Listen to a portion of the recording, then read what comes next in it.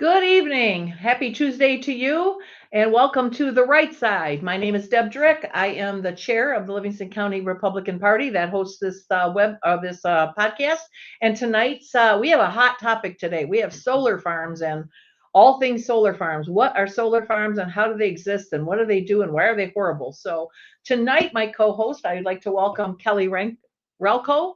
Kelly Ralco, and she is very knowledgeable about the solar farm stuff. I also want to take a quick minute to identify and thank Tyler Hemmick over here for showing up and learning our tech. So right now I do the tech and doing the tech and the podcast is kind of difficult. And besides that, my brain doesn't work tech. So glad he's here to help out.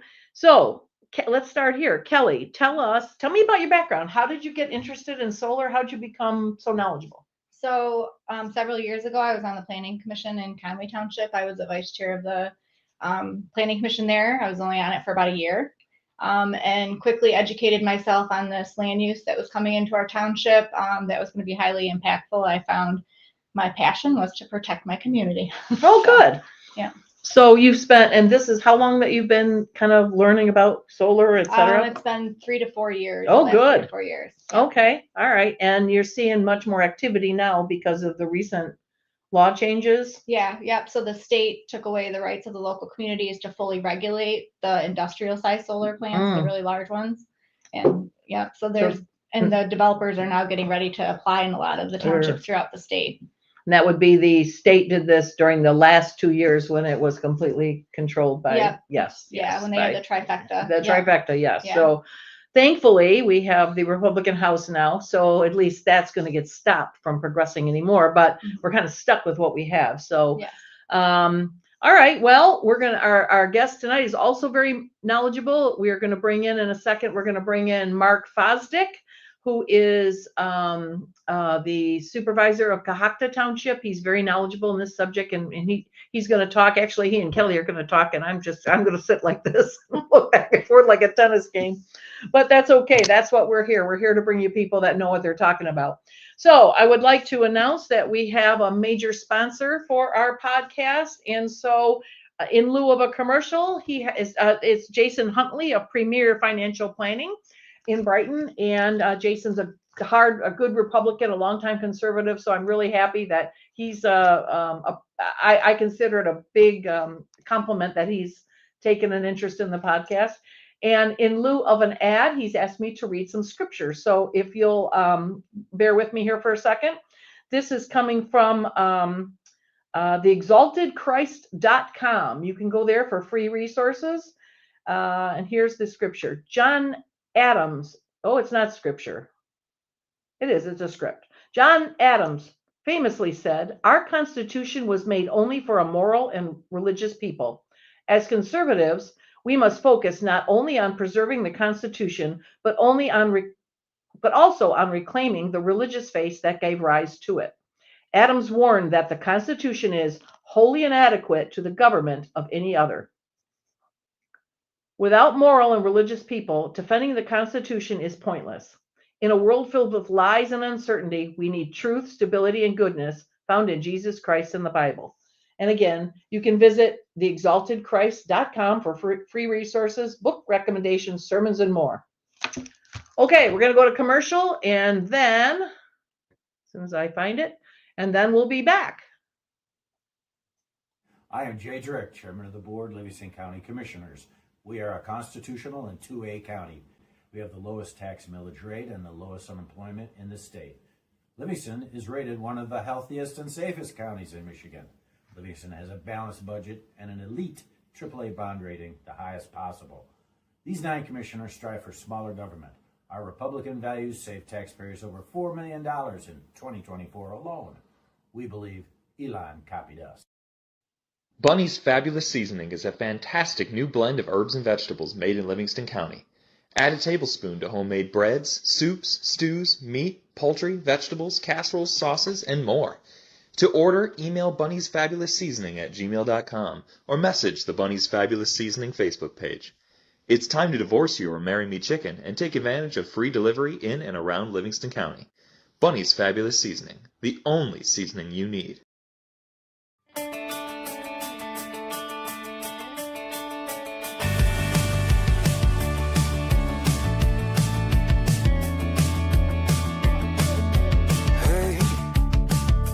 what do you say? This whole town could be red by the end of the day. If you feel alright, we can throw it and drive with the radio outside.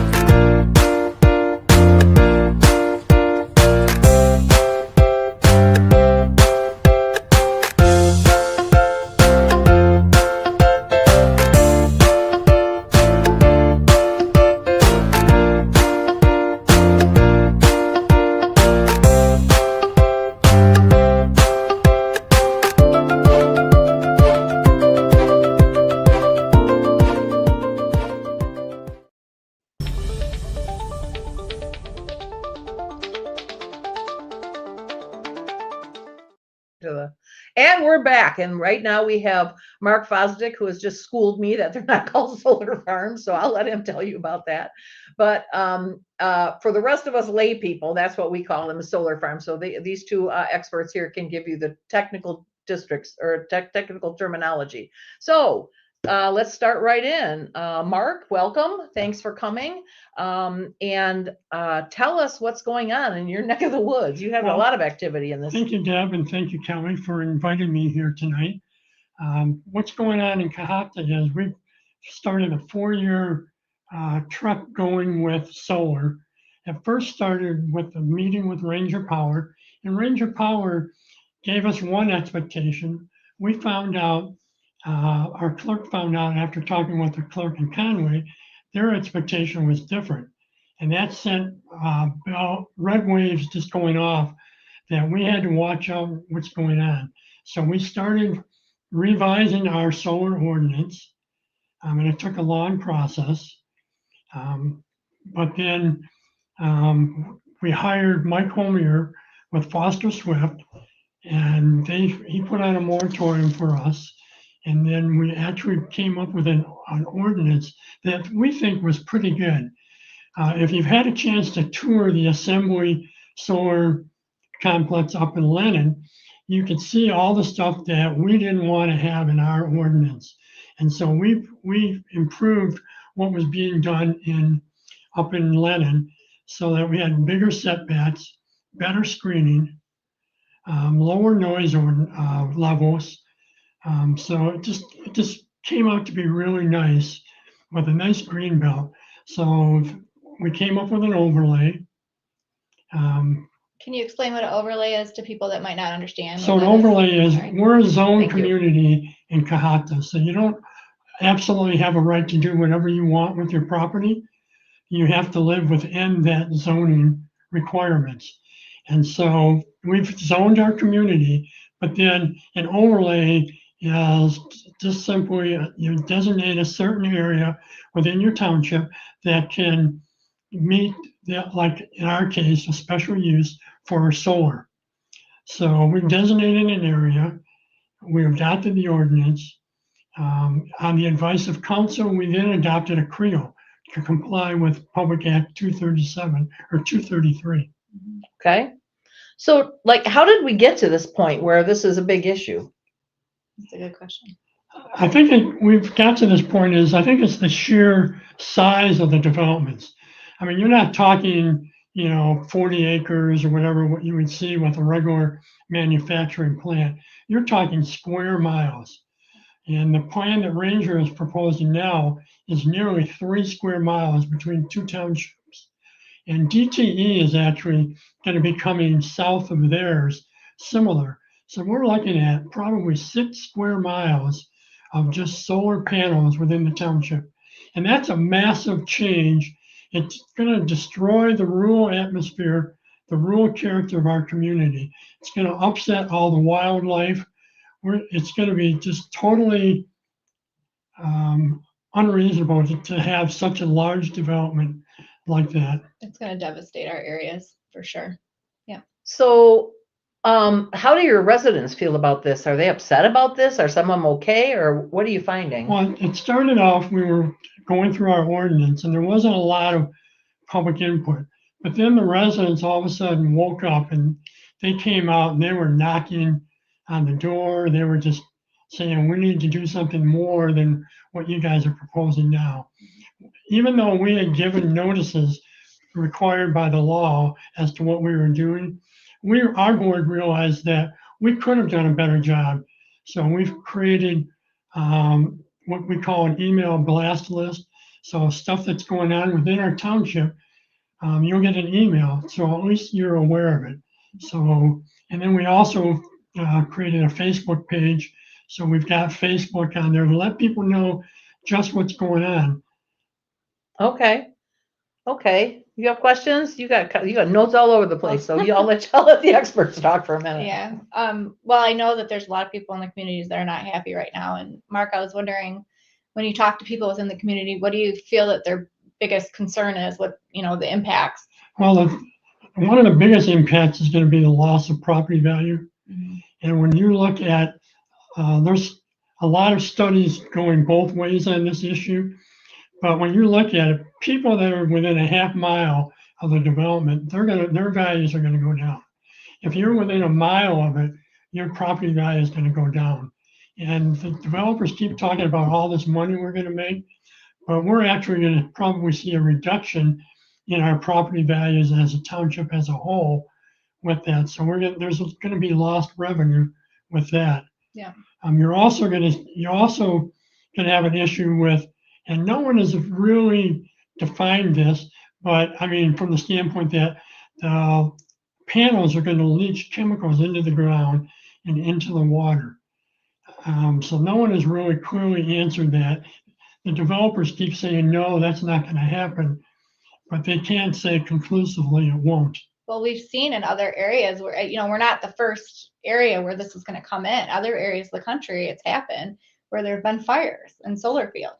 And that's how the panels, they have cadmium in, right? Right. Yeah, they have chemicals in them that can leach into the ground, and there's runoff issues. And that's one of the big issues where we're at is the fire safety issue. Mm-hmm. I mean, if you have a battery storage facility, Ranger is proposing at one point 100 megawatt battery storage facility. They've told us at this time they're not going to go forward with it. But the key words were at this time, meaning it could come at a later date. Yeah. And the big thing is going to be, once they're going to have to figure out how to depower it quickly, and then they're going to have to be putting a lot of water to try to control that, and right. So it won't spread to non-participating property owners. Well, they fight it with foam. Right. We have a question up on the board. Why does Cohoctah want a solar field in the first place? I think, Leanne, that's a good question, except that Cohoctah doesn't. There's a state law that's now mandating it, that if somebody wants to sell to one, that Cohoctah can't say no. Is that correct? Yeah. Okay. What happened was, and it all happened in about a span of 4 weeks or 5 weeks, but the legislature introduced House Bill 5120 that basically attempted to take away local control over solar and wind. And they had hearings. And within a month, they passed it, both out of the House and the Senate. There was a rush to get it done, and no local communities were involved with it. I believe it was purely the developers, lobbyists writing the legislation, and they had no understanding of how government works and what needs to go into the process of developing this. And it just caused a big nightmare. If you read through the law, it's very confusing at points, right, as to what does this language mean. And there's going to be a lot of litigation over a lot of the different terms in this language that is probably going to delay the development in Michigan, yes, because it was poorly written. Right. Yeah. Luann thanks you for that. Let's see if we got any more Oh, comments. and up there I just before we would want to say, Oh, go ahead. Cohoctah, we're not in favor of it. Okay. We've No. expressed our indication to the developer that, no, we don't want it. Move it to a community that actually wants it.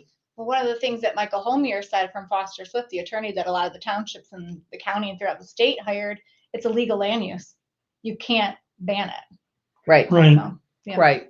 So Leanne says, thank you. So that's good. And then we got another one here. We got Smart Lady, whoever that is, saying developers will say anything to keep the project going. Liars. Okay. Well, that's we've all seen that somewhere. Let's see. There's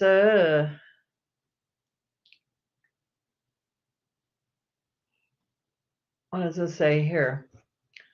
Oh, a real estate agent. Oh, thank you for writing in, Lucy. Real estate agent, as is her husband. They're certified solar selling agents. Here's the thing. No one wants to live near anything. So some people don't care. She's always, okay, good. Thank you. Thank you for your comment. And one of the things we're seeing in our township is people driving around wanting to buy property, and they'll call the office and say, what's all this no solar signs I'm seeing around here? And the people in the office will say, well, we're under threat of a large solar development coming within the township. And that's like quick, that's usually the end of it. And so I'm sure people are losing sales. Oh, I'm sure in they regard are. to this. Yeah, people have moved out also of our township. Okay. Oh, look, my favorite commissioner. Jay, please address the expense on the day installed solar panels become obsolete or abandoned, as no insurance will pay, bonds will be litigated for years, corporations can go bankrupt or sell assets and go dark with liabilities. Are panels easily recycled? Who will pay the future bill?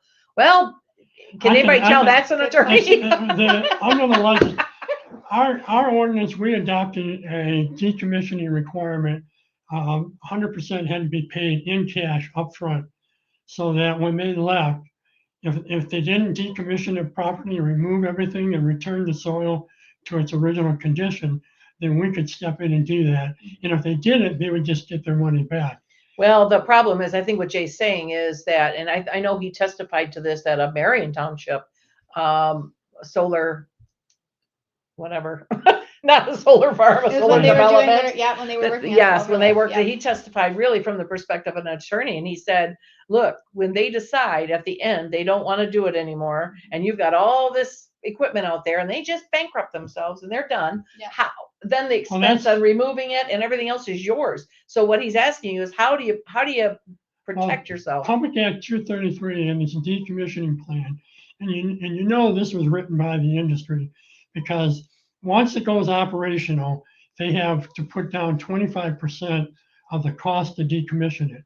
Okay. After 5 years, 50%. After 10 years, it's going to be 100%. So I'm willing to bet there'll be a lot of companies going bankrupt in the interim, and we're going to find out. All right. But they have to do a bond, irrevocable letter of credit, or a parent company gives a guarantee. Okay. So I can see. And then the parent company goes bankrupt. There goes the guarantee. I can see a lot of that going on. Oh yeah. In terms of bankruptcies. And Jay's point was that the bond would be litigated for years. Yeah. And in the end, it wouldn't be any good. No, it'd be the landowner probably stuck with everything on their property. That's right.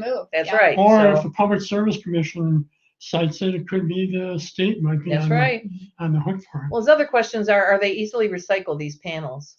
No. No, I didn't think so either. So no, because they're toxic. Oh, great. All right, we got another question here. Russ Jennings, with President Trump pulling the funding of green energy, this is a good question. Is there a possibility that these solar companies might pull the plug because of elimination of subsidies? That is an excellent question. I'm sure that's going to happen for some developments. It's my belief and my understanding that Ranger Power, who's developing in our township, is moving forward with their own funds. Yeah. So they haven't gotten any grants from either the federal government or the state. Not to say they wouldn't take it, but. Right. Wow. Well, thank you, Russ, for that question. That was a good question. Please type your questions in here. These are the experts. These are the ones that can answer them. I think many of you, there's probably more out there watching this that are more like me in your knowledge level than you are like them. So put your questions on here. Let's talk about this. This is a hot topic. In Iosco Township, I think they have a big planning commission meeting with DTE presenting. So that's going on. So this is, if this hasn't happened in your neighborhood yet, don't rest because it's coming. Yeah. It's just a matter of time. If it's not solar or wind, it's probably going to be battery storage facilities. Yeah. Because they have to be able when the demand is really high and they don't have enough electricity, they're going to have to resort to these battery storage facilities, and they're going to be all over the state. They will be, and they will be in more densely populated areas, Right. most likely. So by the transmission lines and Right. yeah.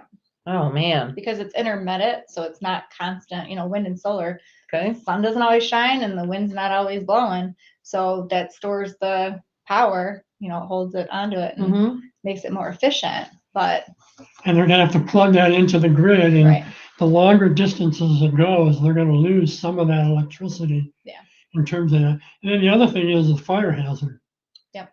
So, and that's you're seeing that all over the country right now, with fires just burning for days. They're called runoff fires. Yeah. Runoff fires. Yeah, you can't put water on. My dad was an engineer for Ford Motor Company, and he said he worked in emissions, and right when I told him about, the wind and solar thing, that was his biggest concern, was like, they're going to have runoff fires. I mean, when those batteries start burning, you can't just put them out with water.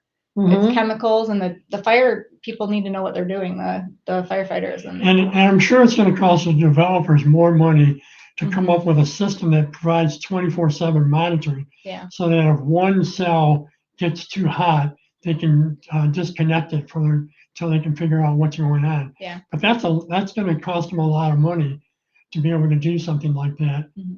I'm hoping that they would do that just to protect the community. We got another question here. Can someone explain capacity factor of solar, wind compared to, let's say, nuclear? If not, I can. You want to be a guest? Norm Stevens.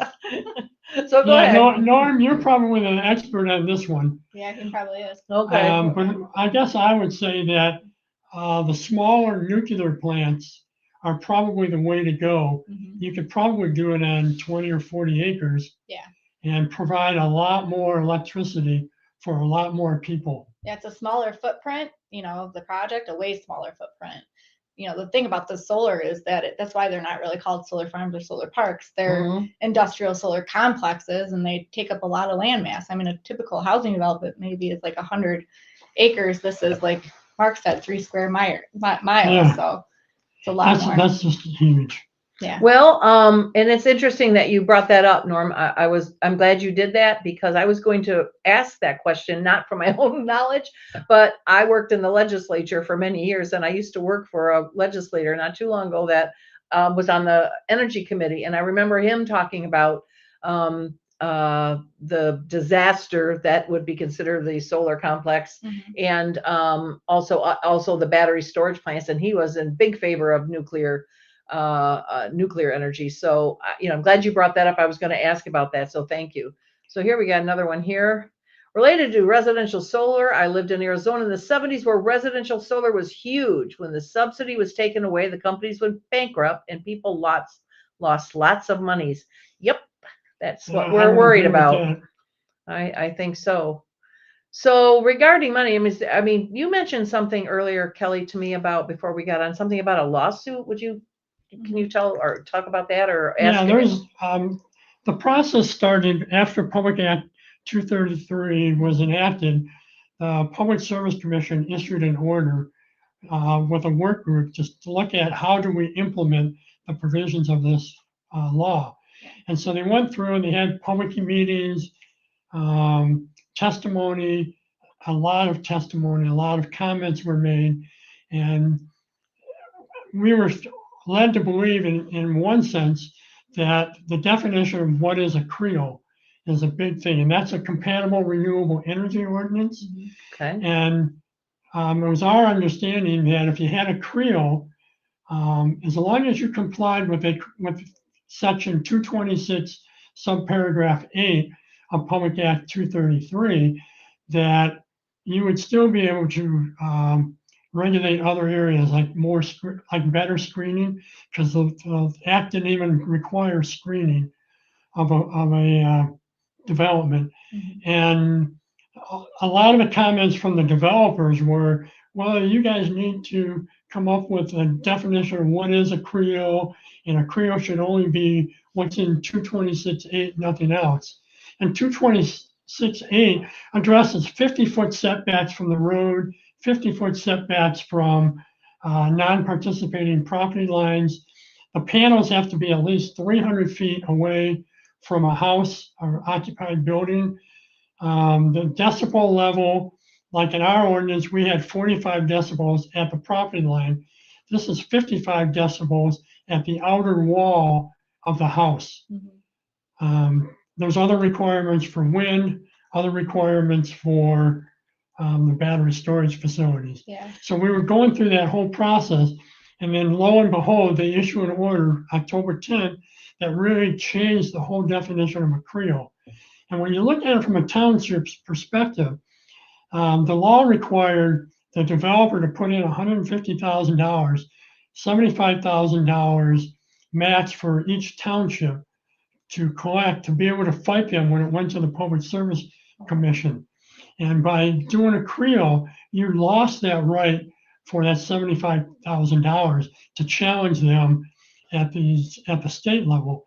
And if a CREO was only going to be what is in 226.8, no township in their right mind would adopt a CREO, because they want that $75,000 to challenge the development on other grounds. Yep. So now all of our townships throughout the state, there's a lot of them. How many? Do you know how many there are now, Mark? Well, there's like over 72 townships and like 6 or 8 counties involved in the lawsuit. Yeah, I've heard it's getting close to 100. Like it's a lot more people have joined in. Right. Or they've made, like our county commissioners, right. With the resolution. Yeah, they've made resolutions to support what our townships are going through in this lawsuit. Can you update everyone on what's going on? Well, right. So right now, when Foster Swift filed back in November, in December, they attempted to get a preliminary injunction to stay enforcement. Court of Appeals denied the preliminary injunction, but they did agree to speed up the processing of the litigation. So for people out there that might not know what that means, simple terms is they applied for a stay. They wanted a stay, right. So no applications could be made during the lawsuit, and the judge denied that. Oh, well, yeah, so, it was the Court of Appeals. Yeah. They denied that. But the lawsuit involves primarily 4 different things. One is the Public Service Commission changed the definition of what is an affected local unit. They defined it as a local unit that has jurisdiction for zoning. But there's a lot of townships that have let the county do their zoning. So like Shiawassee. Right, Shiawassee is one of the probably the bigger ones. And so the local community would then have no say in what's going to go in their township from that standpoint. So they just changed the definition. One of the other issues is the hybrid issue. And this is they invented this. A hybrid facility is if you have a 50 megawatt solar farm, or now you got me saying farm, solar development. You can have 40 megawatts and 10 megawatts battery storage to meet the 50 megawatts, whereas the law requires 50 megawatts for solar minimum, 50 for battery storage, and 100 for wind turbines. So they're allowing a combination to get to that. So it kind of defeats the whole purpose of 50, a minimum of 50 megawatts. And wasn't there there was nothing spoken about a hybrid in the There's nothing in the law that speaks about that. Yeah. That was another thing that developers wanted to see put in there. And of course, the Public Service Commission just put it in there. Yeah. So we got a question up here. With the elimination of local control, is it worthwhile for townships to enhance their solar ordinances with setbacks et cetera, or is it now a waste of time? That's from Russ Jennings. Thanks, Russ, for the question. Well, the Public Service Commission came up with what they call a workable ordinance that doesn't meet the definition of a CREO, but it allows you to do other things in there with the hope that the developer would want to go through the local process just because it's going to be simpler, quicker than to go through the Public Service Commission, and most likely after that end up in the Court of Appeals. So it's workable, but I don't see where they have the authority to even say there should be a workable ordinance for that. But a lot of townships are adopting workable, and it's going to be up to the developer or consumers or DTE whether they're going to want to do that or not. Yeah. So a lot of it's probably going to hinge on, the lay of the land, how much land they want, how much electricity megawatts do they want to develop. So we don't know until we see how this all plays out. Yeah, the problem is, like in Shiawassee, the developers just keep coming back for more land. They just keep coming back for more phases to their projects, and I don't know how big Assembly is now, but it seems like they won't stop. But then back to the lawsuit, there was two other issues. One, and this is the one that would impact every community, is should the Public Service Commission have adopted a rule? And they've done it by an order. And an order can be changed with 30-day notice. They can just go in and change the order and completely change what everyone's going to have to do. Oh, man. Yeah. Versus what a rule, it's a little bit longer to do that, but a lot of what they're attempting to try to do now should have been done as a rule. Okay. And if the court rules that, this should really be a rule and not an order, they're going to have to go back, and it's going to take them a process, but everyone by then would hopefully be developing a CREO. Yeah. And then the final issue is, what is the definition of a CREO? Public Service Commission said it can only be what's in 226.8, nothing more. And if you got anything else, it's not a CREO. And Ranger Power even told us that according to the Public Service Commission order, what we have is not a CREO, but they're still going to apply locally. Okay, let's go to some more commercials or more questions are starting to build up. So we have our electricity, we have our nuclear guy back. So, and I can't get this whole thing. It says capacity factor example. If a plant wants to install, if a plant wants to install a plant capable of producing 1,000, what's WMW stand for? Megawatts, thank you, of electricity. A nuclear plant will produce over 900 megawatts of electricity. Wind turbines in most of Michigan will be lucky to provide 300 megawatts of electricity. Solar is at the bottom of almost any capacity factor chart at 200 to 250 megawatts and probably less. Nuclear would therefore have the capacity factor of 90%, wind 30%, and Michigan solar pulls in the rear at 20%. Wow. Yeah. Thank you, Norm, for that. Yeah, thank you, Norm. Wow. That's disturbing. Why? So so let me ask the political question. Norm, feel free to chime in. The political, because everything is politics, right? So tell me why we're not doing nuclear. What's the political fight? What's the resistance? Why are we not doing, why are we doing electric? The easy answer is, bigger lobbyists, whatever. Okay, so that happens. But what is if that's really the answer, why didn't we go there? I remember the energy committee, like I said, the guy that I worked for was very knowledgeable about energy, and he was all over the place about nuclear. So how come this isn't happening? I don't have an answer for that. I think it's going to take the leadership from the state to actually say we need to do this. Well, I think that this is an industry based on subsidies, and if they can't run on just a normal business model, then they shouldn't be in business, you know? So I think that that's what kind of brought a lot of these businesses forth. I think a lot of them will die off, but some of them I think will still remain. Well, Joanne says, thank you, Mark and Kelly, for bringing the issue to the attention. Her home of 40 years will be surrounded. Oh my gosh. She will be. She's one of the ones that are going to have 7-foot fence. Joanne, I don't know if I want to make you, I don't know if I want to hug you or make you chicken soup. That's bad. That's very bad. All right. There's several more in Conway that are actually going to be facing 3 and 4 sides. Oh, Yeah, 7 we've foot got- tall that's fence. terrible. Two people that are car accident brain injury victims who are going to be surrounded in 3 sides.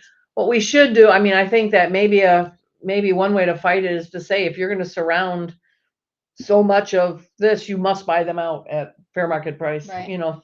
I tried to That's- talk to the developer at the open house the other day, and he said that's not our practice. Yeah, I their- know it but isn't. But their business practice is Yeah. to surround people. That's on 3 right. sides. That's right. And Yeah. there should be some sort, maybe that could be a legislative situation coming up. This is a developer that said that they had the community first model. Oh, Right. yes, What they yes, had, yes, yeah. yes. It's like we go to your community first and then we Right. fix it later. Yeah. Where are the solar panels made? Might the tariffs put a dent in the developer's plan?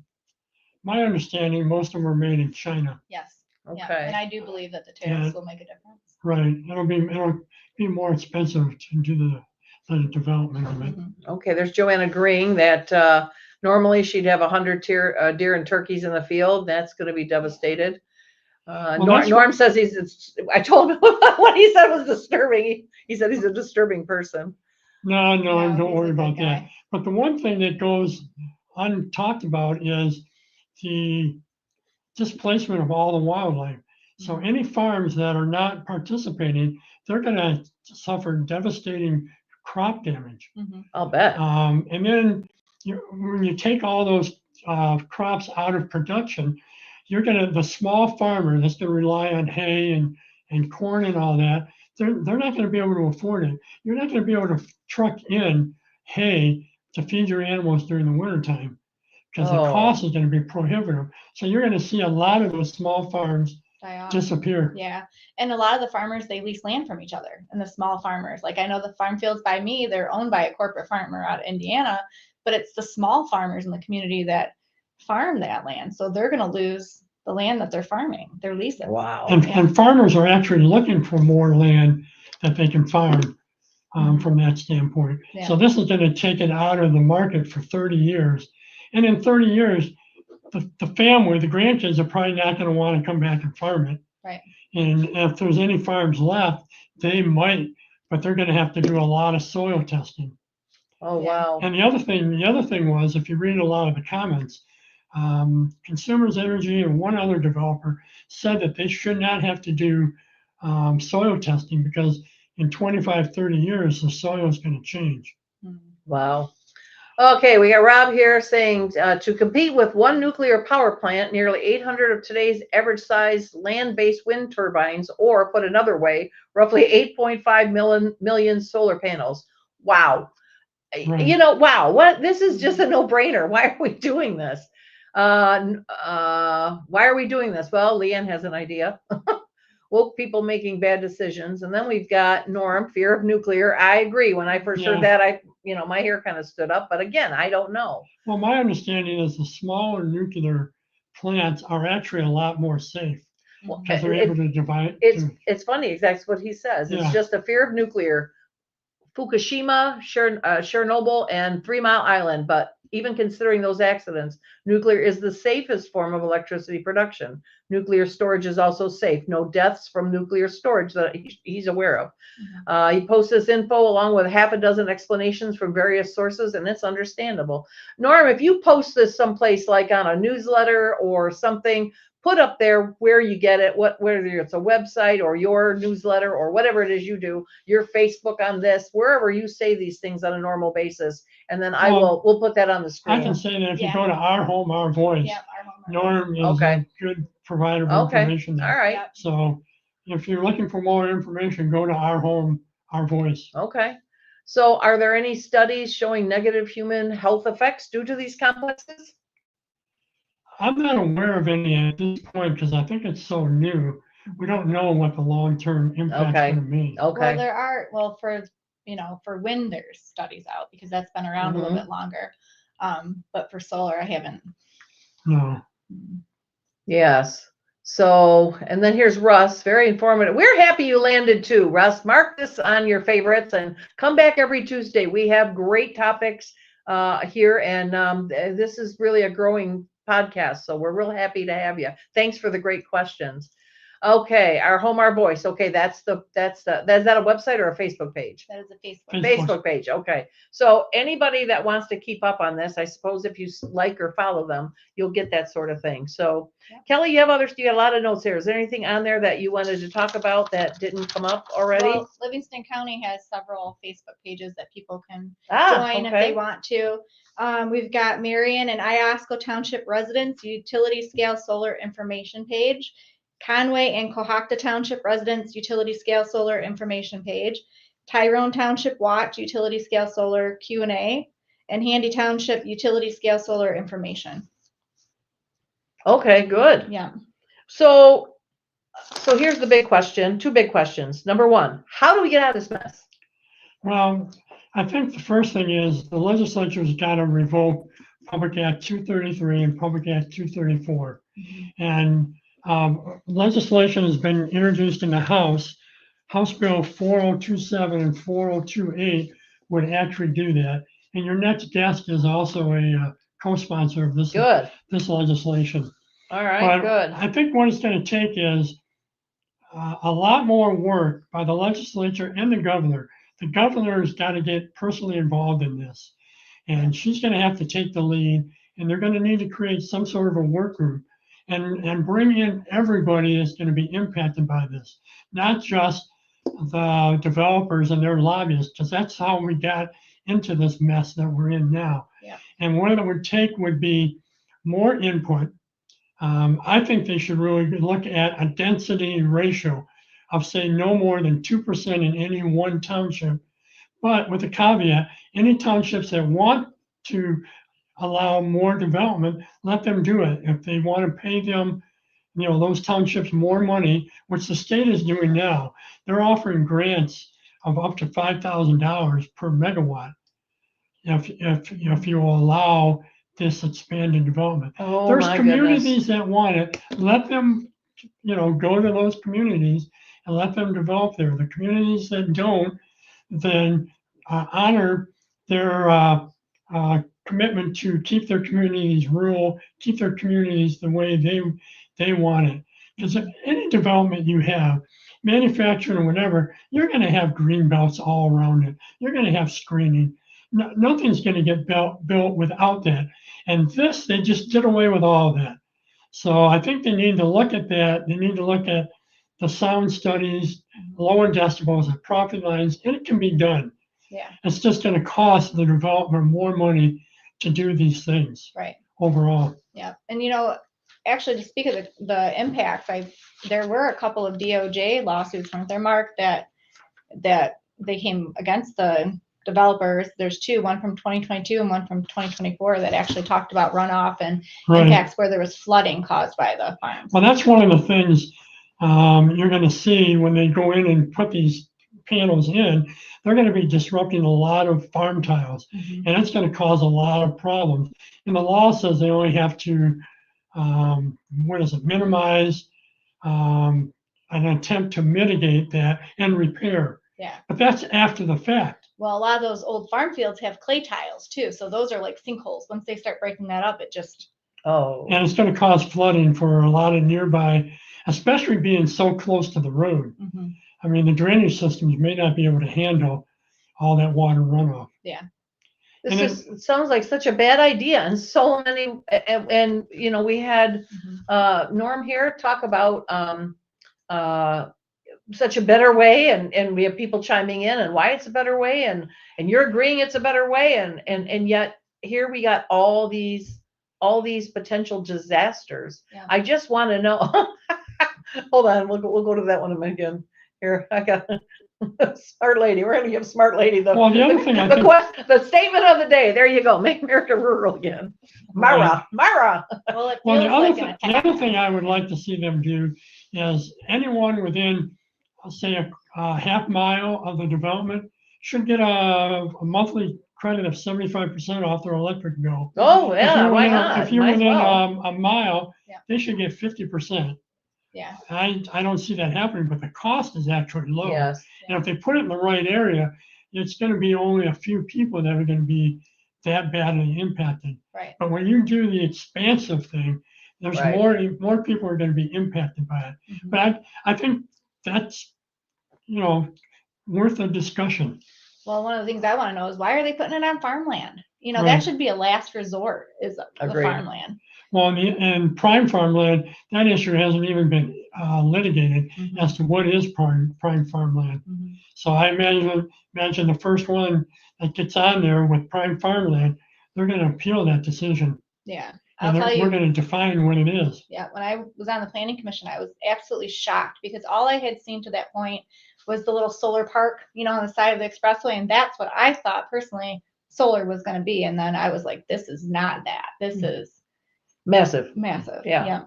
Well, Joanne says, I can't turn my 2 acres into a dump because it affects the health and well-being of the neighbors. I just want the big landowners to live by the same rules as I do. Yes, we agree with you, Yes. Joanne. Yes, we agree. So I guess the last question on this point is, what can the average person do? I mean, we know what the legislature needs to do.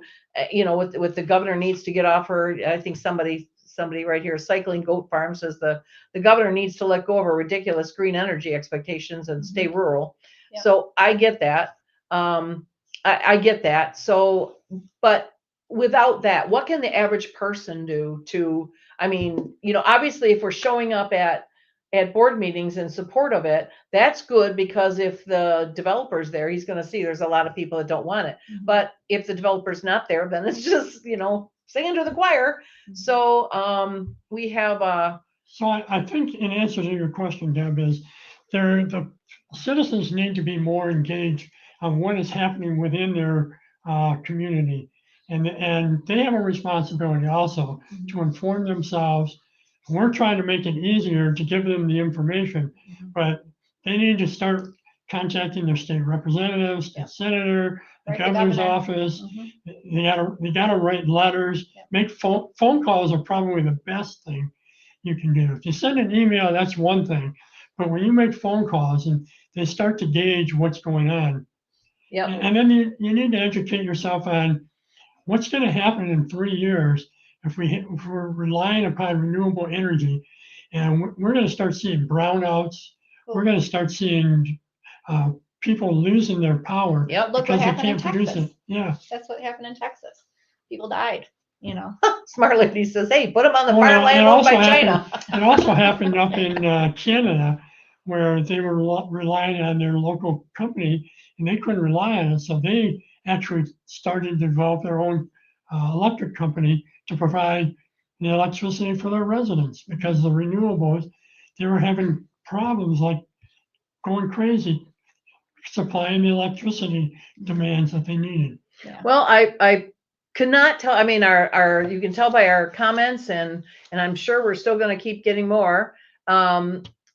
This is a good topic. It's a hot topic, and I think Mark said it very well. You need to inform yourselves, because this is coming to your backyard at some point. And like Kelly told us about a lady who's 3 sides, or a family that's 3 sides surrounded. So that's what happens when this kind of stuff gets legs under them. So let's start looking at those websites, start looking at the Facebook page. See, I'm sure they're posting what you can do, and start taking some actions. Here's Norm again. Why on farmland solar plants are most cost effective for the solar companies to put solar panels on cleared flat farmland. Yeah. That's why they would prefer not to place solar panels in forests, as they have to clear.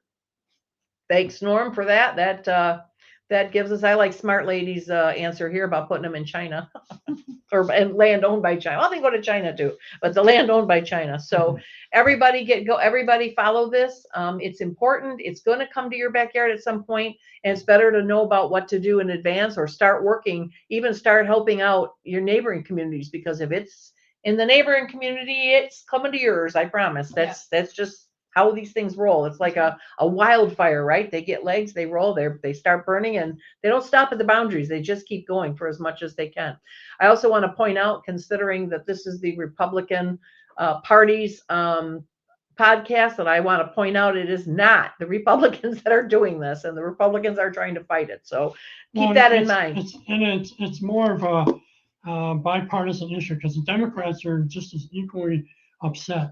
Yeah, the Democrats voted for this. If they didn't, they're Yeah, upset. I You know think- what? They're not I think, listening. I think it's changing now. I think now some of them Oh. are seeing. I have some that are neighbors, Okay. and I think this is making them They're see. starting to speak out to say, Yeah. hey, Well, we don't want I this guess I either. was Right. referring to Republican legislators, because Oh, yeah. if the Right. Democrat were legislators were starting to get upset, then these two House bills that you got, 4027 and 28 you'd be my Well, guest to come in and tell us how to stop. I'll tell you, when so. we were at the Energy Committee and he testified in front of the House Committee, Mhm. one of the legislators on the Democratic side said, "We've bared the brunt.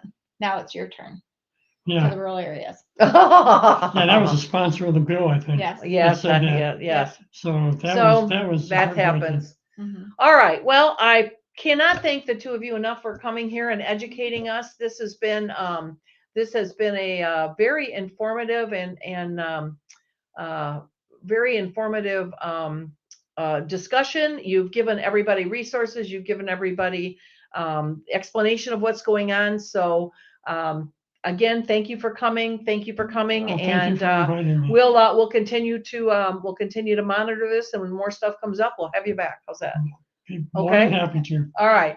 Hold on. We're going to go to some commercials, and then we'll bring in our next guest. Thanks.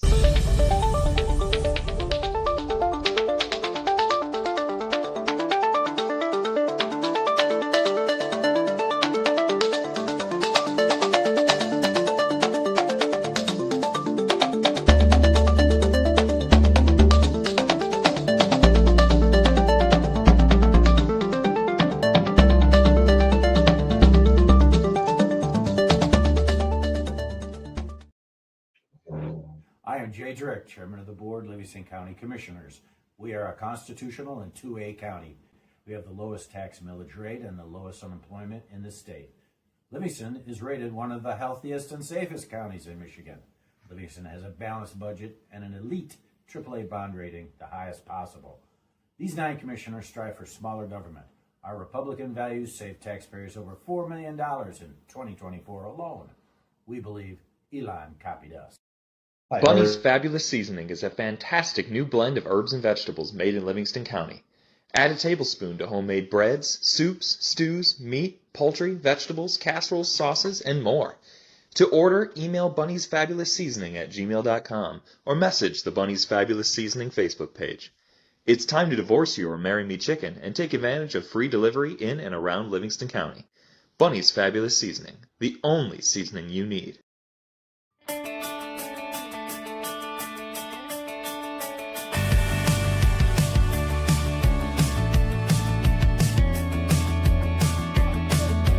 Hey, what do you say? This whole town could be red by the end of the day. If you feel alright, we can throw it and drive. With the radio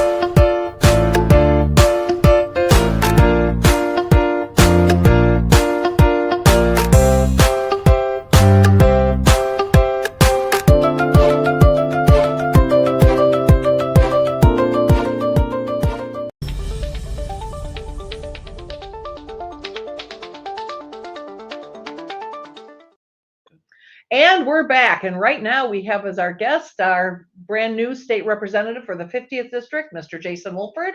Thanks, Jason, for coming with us tonight. Jason's got some interesting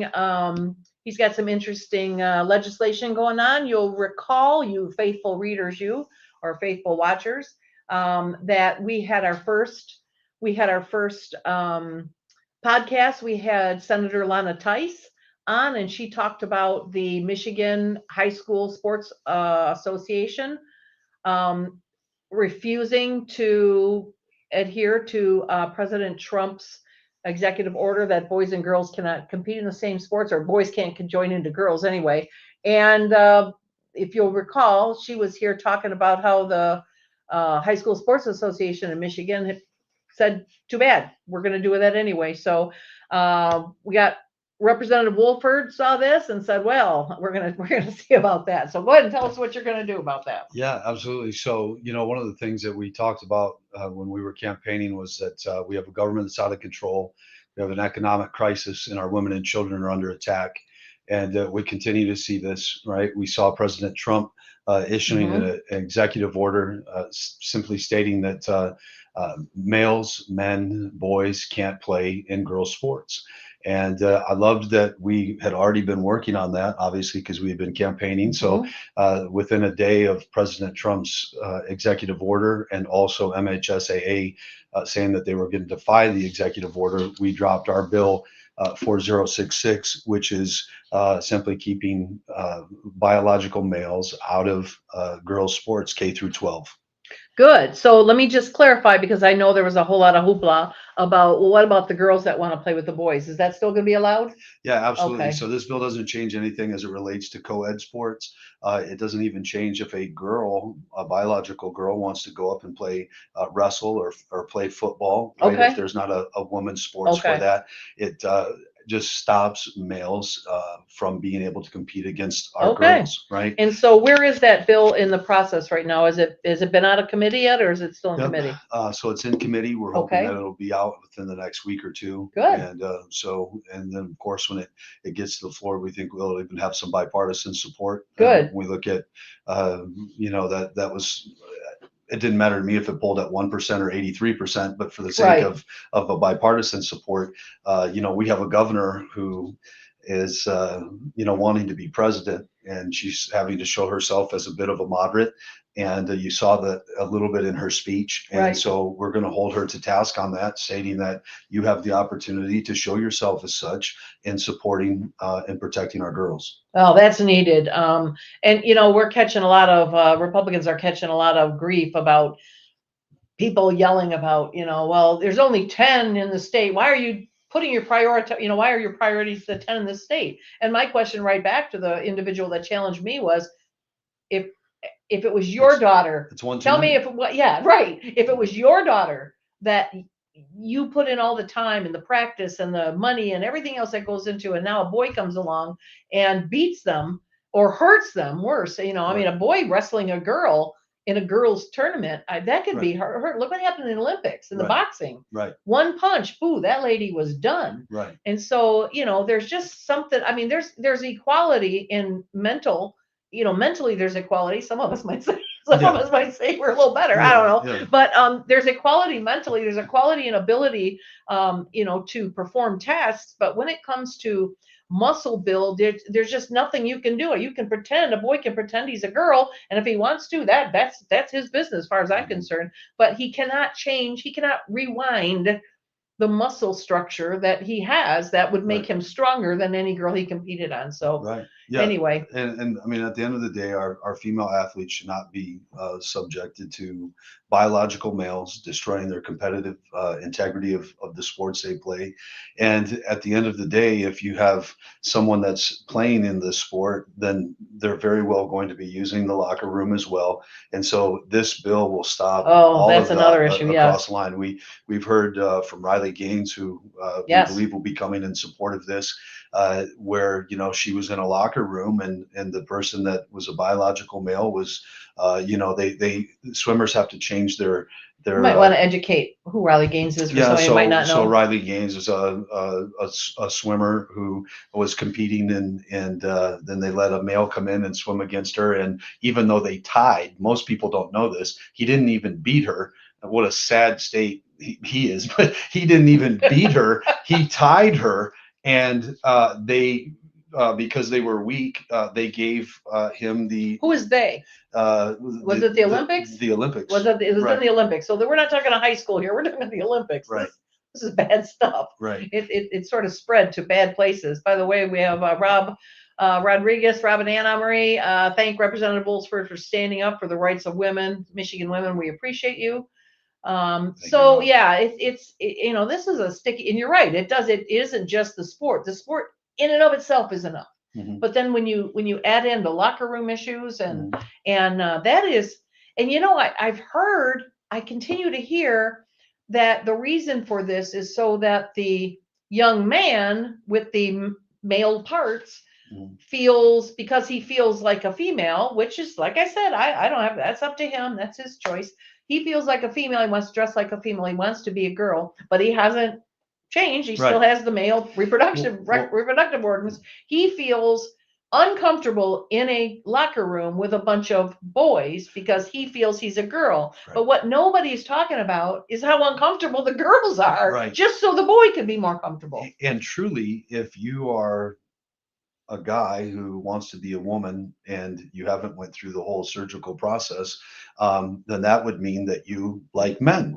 So therefore, you should want to be in the boys' locker room, right? Yeah. I mean, it Right. just shows you the Right. the It wickedness could. of it. It makes no sense. It could be all kinds of stuff. It could mean, I think in some of these cases, we're not even talking about like intimate sex. We're talking about just, I want to be a girl or I want to be a boy, Right. and that's, in my mind, that's okay. I mean, it isn't great, but it's like their business. It's the business that's between the child and the parent.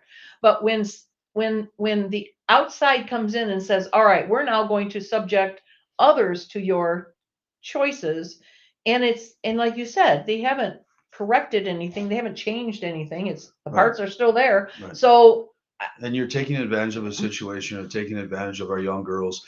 We just had heard testimony of a girl who was playing volleyball against a male, and all girls volleyball. This wasn't co-ed in school, and her face literally got broken from him smashing the ball into her face. Right? There's a difference between men and women. There's a biological Sure. difference, and it's time for us to stand up for our girls. It took Riley Gaines to fight back. For me, I was like, where are all the men that were in leadership that saw this going on, that knew that this young lady had to change into 5 different swim outfits? That's what they have to do in That's right. competitiveness. And the guy, per her testimony, is literally this close changing, and he's still a man, right? And so I want to go one further. Who's not just, where's all the men? Where's all the fathers of girls? most importantly, where are all the women feminists? Where are the Right. Democrats? Where are the party that says that they are for women when they're actually standing up for a man? Like I said, I want to be really, really clear. This situation, our discussion tonight is not about whether or not boys should feel like girls or girls should feel like boys. That is, like I said, that's an individual choice. But I will tell you something else. When you start making long-term changes like this, I will humanize this and make this relevant. I grew up here in Howell. I went to school in Howell. I recall in 8th grade when I learned what a lesbian was. I learned the word lesbian and what the definition was. I was in 8th grade. Now they learn it, I think, in the 2nd grade, and they got books to prove it. But see last week's podcast if you don't know what I mean. So, but I was in 8th grade when I learned that. We all learned what that was. Somebody got the word and spread it around. Okay, now we know. I remember 2 girls that I went to school with one day skipping down the hall, holding hands, just chanting, "We are lesbians, we are lesbians." And they kept going, and we kind of looked at each other and thought, what was that about? Okay, it is, whatever. And some people giggled, and some people rolled their eyes, and some people didn't know what they were talking about. But the point was, they did this for a few days, and it was all about getting attention. And they got some attention from it, which was just fine.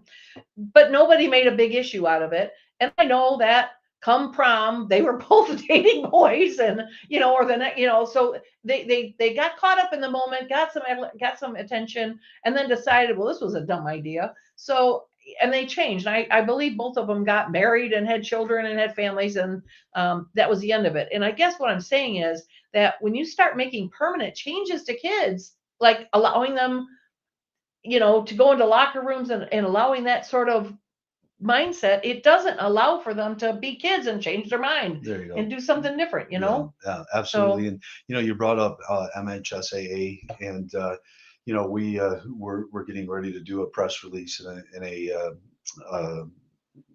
conference on Thursday, Okay. because our office has sent MHSAA a letter signed by a lot of the House representatives and then also the Senate. So the senator and I are teaming up together and doing a press conference and talking about why this is important. MHSAA is not funded by the state of Michigan, but they're funded by schools that are schools. participating in Mhm. this, and therefore they are putting people at risk to not be funded. But for me, and this was a similar issue with DI and Heartland, was we're teaching people that there is no order, right? The president of the United States has issued an executive order, and our school system, Right. MHSAA, are saying like none of that matters. Define that. So you're in essence telling them that leadership, those in authority, That's right. it means nothing. And so who knows what the effects of that will be in itself. Sure. I saw a video with one of the parents talking at a recent high school board meeting, or a school district board meeting about that, and that's what his comment was. And it was basically when you ignore that, then what happens is if you're going to ignore executive orders, because you're dealing with kids. So you're teaching kids. Now, you don't have to listen to the authority. You don't have to. That translates to the principal, to the parents, to the police, to the courts, any of that stuff. So I mean, that we'll get to that. But Yeah. that is exactly the kind of thing that people are out there thinking that. And I think that that's really important. Yes. So I usually do that when there's like a break in the Okay. conversation. Sorry about that. Stop running my show, mister. Stay in your lane. Our high school freshman boys basketball team, which lost a few more games. This is from Mr. Norm, our earlier talker. Beat the high school varsity basketball team, which had a nice team and won quite a few more games than they lost. Beat the varsity girls in a scrimmage. 9th grade boys versus mostly 11th and 12th grade girls. This is not right. So I think the point that he's making is that you have boys that are 3 years younger being able to beat girls that are 3 years older, showing the difference in the biological makeup and how fair things are. So agreed. And here we got Tiffany, our good friend Tiffany. What will be done to schools like Heartland who are refusing to follow the executive orders? That's a good question. Well, the power of the purse, literally and figuratively speaking, controls a lot. And so when we look at this as a federal law, now, God willing, becoming a state law, schools will lose their funding. And when people can't play sports because people have chose to defy the law, I think that superintendents and those will be held accountable and replaced. And so it's going to start there. I agree. And, it's funny because Jay has always said to me when we've talked about things, something goes on, we don't go there anymore. And it's the way he puts it is you vote with your dollars, right? You don't show up. You don't support it. You don't, you start yelling about things that they're going to lose money. You complain so they lose money. That's the way to vote it. So that's the way to kind of move things. But, much like the solar issue that we talked about earlier, it takes people getting involved. It takes people paying attention to what's going on, and it takes people complaining. Go to your school boards, go to your school boards and complain. Why are we doing this? Why shouldn't we do this? Yeah, and just one thing regarding that on the solar, I had heard the guest before who I've met with, who's a great person, who launched you right into that bill. talking about making sure that you call your representatives. Please don't call my office. You have our support. You have the support of Republicans as it relates to the state of Michigan, the admin state pushing itself on local law in taking that. But unfortunately, as of right now, we don't have the Senate, we don't have the governor's seat, and so we can't repeal anything. We can't put forth a bill that the Democrats have done because they won't sign it. So just so you know, we are busy, we are working, we are in support of the overreach of the admin state. Just unfortunately, there's not much we can do about it until you, the voter, get out and replace the Senate and also the governor, and then it will literally be be changed in a day of giving back that control from the state back to the local. Yes, yes, agreed. So here we have, Tiffany thanks you for all you're doing to make you strong. So thanks, Tiffany, for that. So yeah, it's and I understand about your in the legislature, when they say call your senator or call your representative, I guess they really should clarify that too. They need to call the Democrats. I know. Yeah, call the Democrats. They're the ones, right? Your Democrat legislators and senators who, need to be the ones to vote. Well, and it really should be saying call your senators and call your legislators who are not in support of X. In this case, it would be House Bill 4027 and 4028. So what Representative Woolford is telling you, he is in support of it. So you don't need to call and yell at him or blow his phone up or send him a bunch of nasty emails that he needs to get on the ball. He is on the ball. He's a co-sponsor, right? So you don't need to do that. I'm going to believe that Senator Tice, who was on our first podcast talking about the same issue. I'm going to take a leap here and say that she's involved. She's also in support.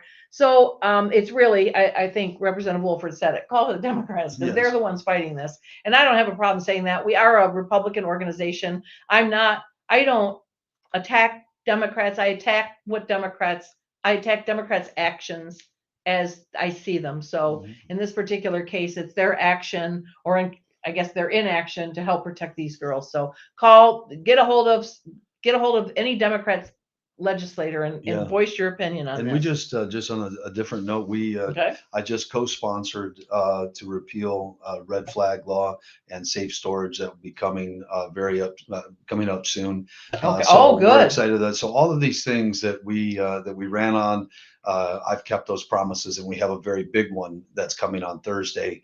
That is one of the biggest promises that I made, and so stand by for that. Oh, you couldn't have announced it here? Thanks a bunch. Thanks a bunch. Yeah. I don't want to start the death threats on my life one day early. Come on. So, but the ratings. The ratings. Yeah. We got us a good crowd here, so you get to say that. Okay, here we go again.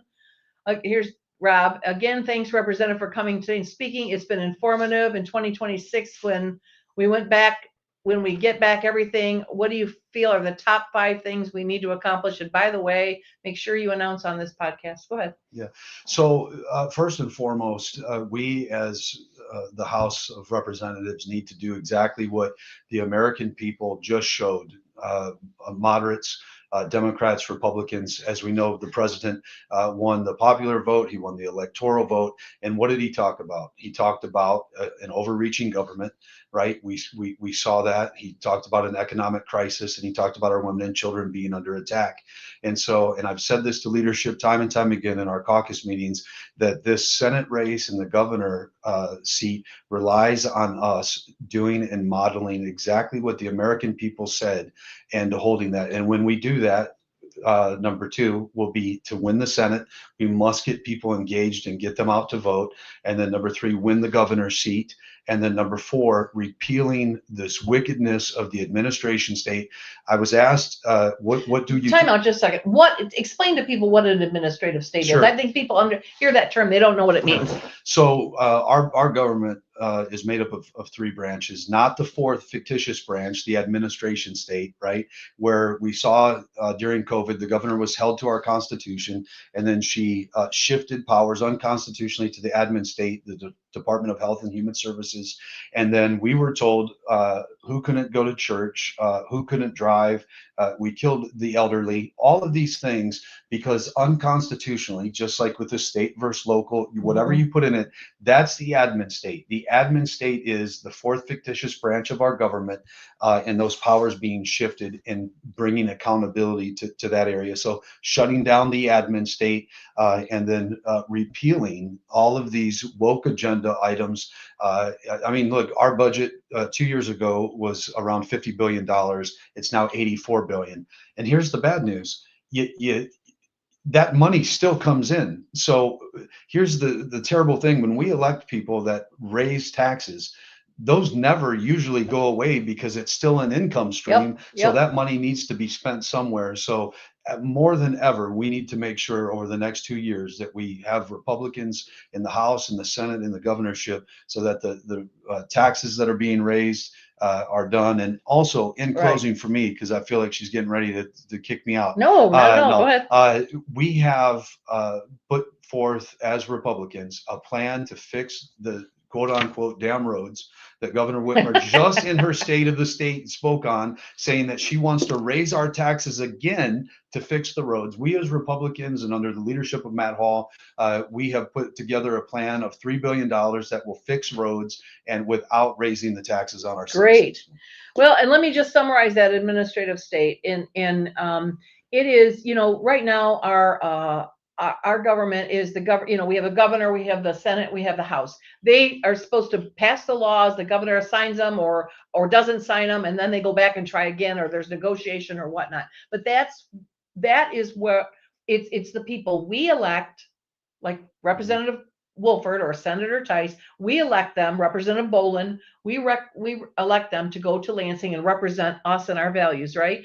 So even the governor's elected by people in Michigan. She was duly elected, at least on paper. So she's elected. She is a governor. So, but what she did during COVID is she abdicated. She was told, what you're doing, shutting everybody's rights down, is unconstitutional. So what she did was she took it and she gave the power to a department.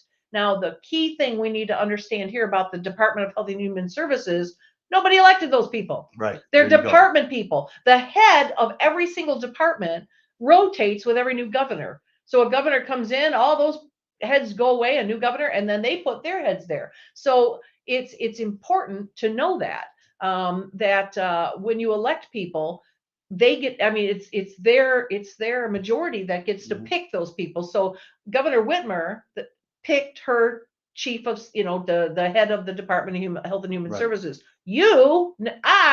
Nobody, we did not vote for that person. Right. So now she's abdicated that power of deciding, as Representative Woolford very acutely said, that,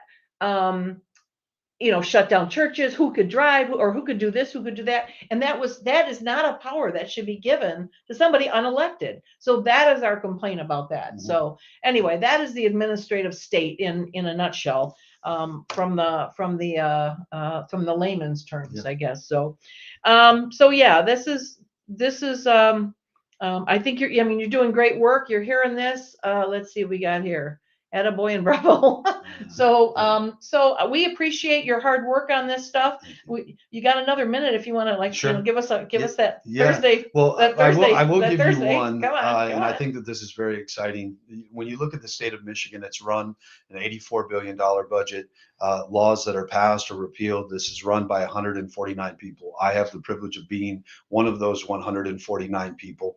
And for us as Livingston County, we should be very proud because Representative Ann Bolin is now the chair of appropriations, appropriating those $84 billion. Mm-hmm. And then also, and this is made news that in recent history, it's never happened where you have a freshman who comes in and has been given the ability to chair oversight over state and local affairs. That's me, that's us, who you voted for, which is a very big deal. And let me explain that. Usually when you get into office, you have policy, you have appropriations. Well, Leader Hall created really Michigan's version of DOGE, the Oversight Committee. And I sit on the weaponization of the government committee, but I'm chairing state and local affairs, which makes up about 30 billion of the $84 billion. And I promise you, the state of Michigan will be in the news in the United States in the next 6 months. We are coming and we are ready to fight. Awesome. And I have the privilege of chairing that. So God bless you. And thank you to each of you that voted for me. And I know that we're going to do great things together. Yes. And you know what? We're looking forward to all the exciting things you have going for us. And this will not be your last trip here. This is your first. Now that you got your feet wet, you're going to come back a lot. And as things happen, we're going to get you back.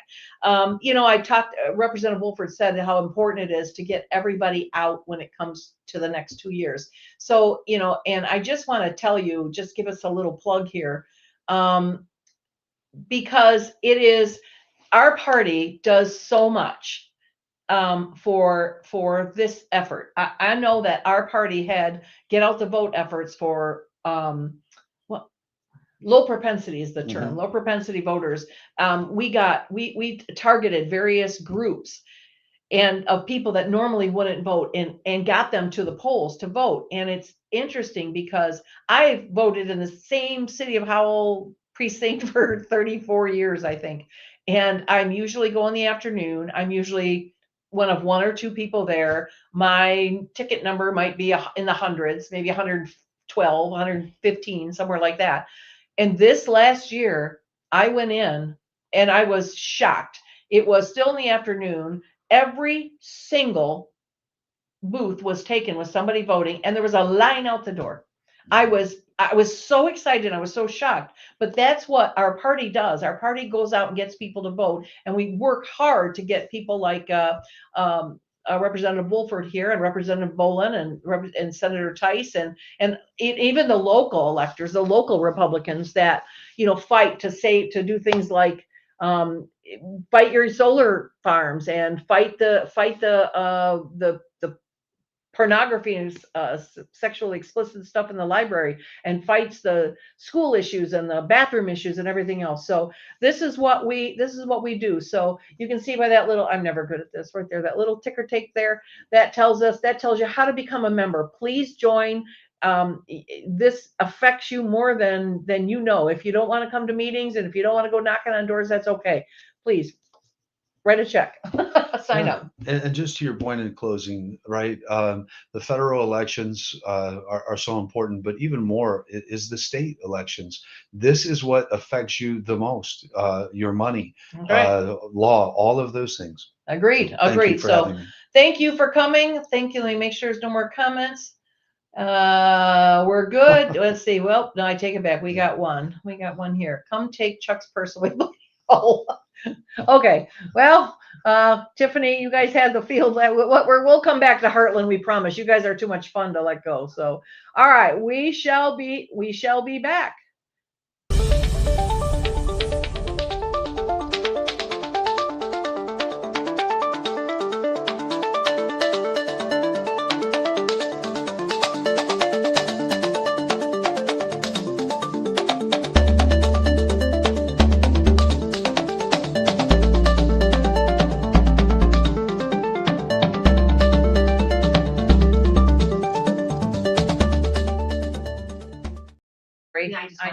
I know, because I was looking at it.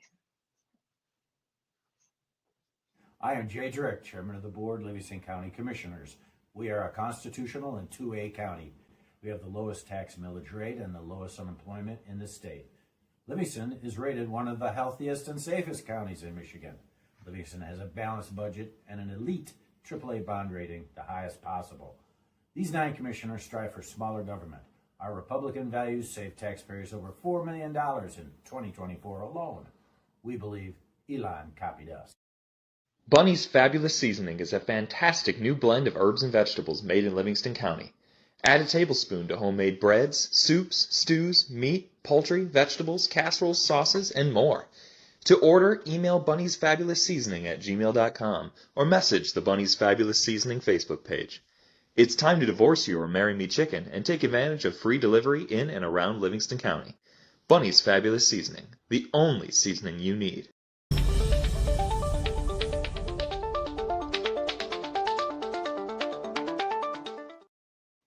Okay, and we're back, and this time we have, there's Tiffany. Anne-Marie with a big heart. Anne-Marie Yarber is here with us, and I've asked Anne-Marie to come in because it's one thing to talk about from a legislative standpoint or a parental standpoint or from a national standpoint on the boys and girls bathroom situation or the boys and girls locker situation or the boys and girls sports section.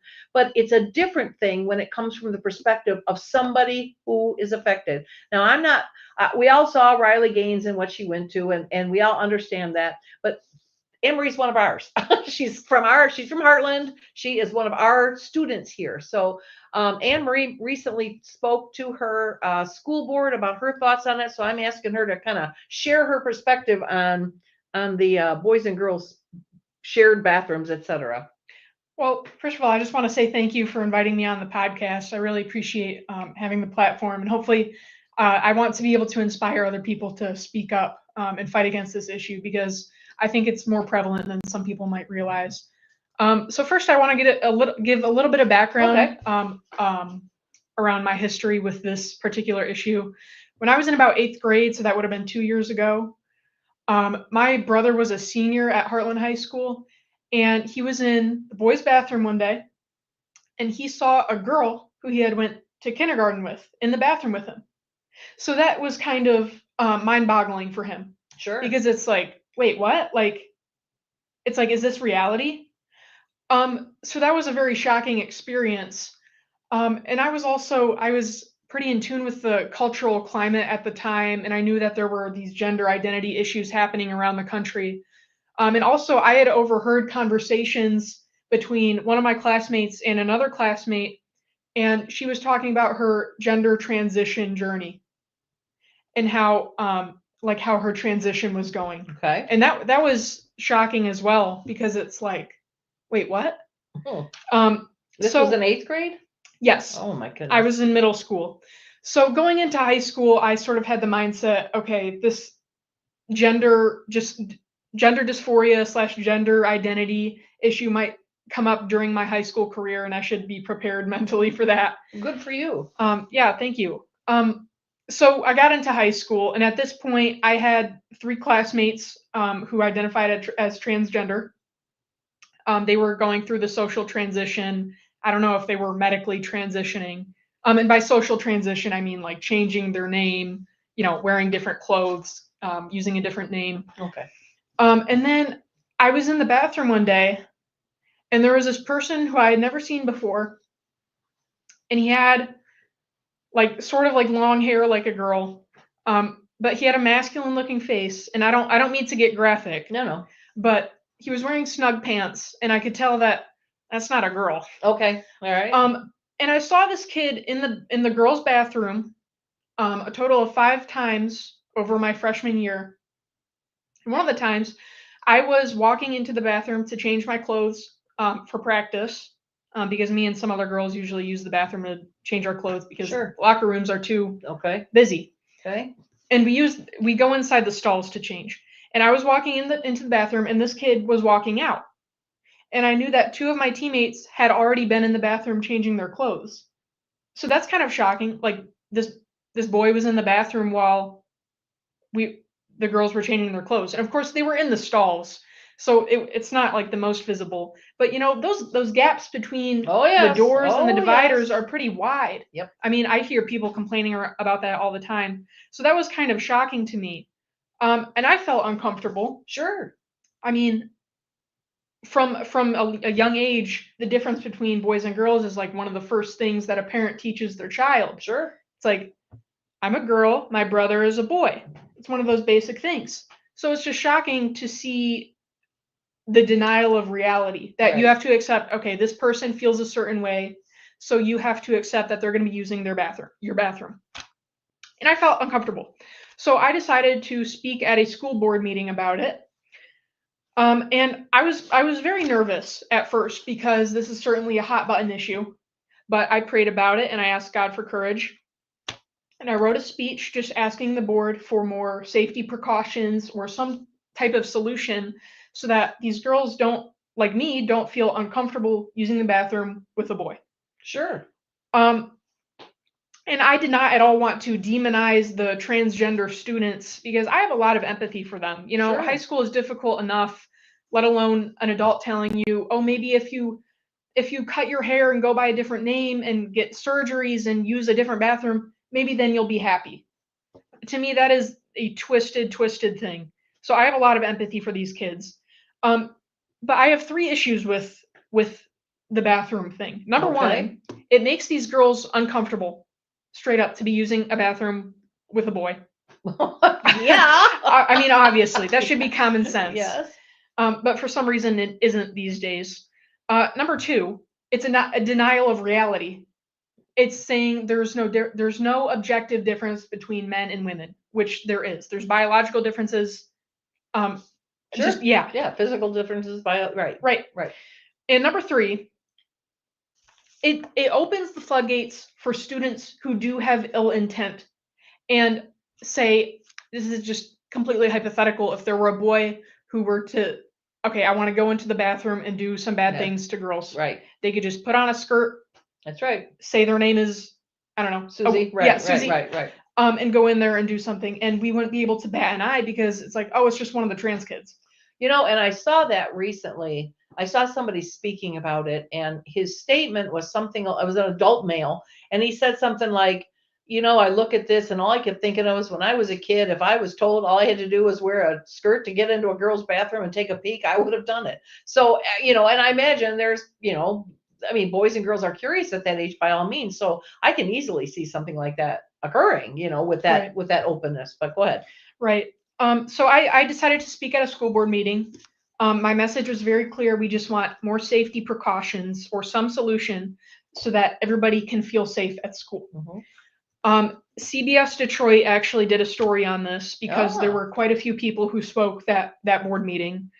But other than that, and then there was an instance of a teacher who was speaking about the board meeting, and I was not one of her students, but she was speaking about the board meeting, and she was telling her kids, well, that girl must not know any trans kids because then she would know they're the safest people. And I heard about this because I had a friend who was in the class, and she was texting me like, my teacher is talking about you. And my parents were pretty upset. Sure. So they had the school do an investigation, and the district found no wrongdoing. But then a little while later, the teacher resigned. But other than that, nothing really came of the meeting. There weren't really any updates. Nobody really reached out to me and said, these are the precautions we're going to be discussing. And I know it's very difficult for the conservative board members to be in there fighting when there's not a conservative majority. So I give them a lot of credit. So then come March, the first time I spoke at a meeting, this was November of 2023. And then March 2024, I decided to speak again. Because it's like, okay, what's the deal? Like what progress is being made? And this time I brought a few friends.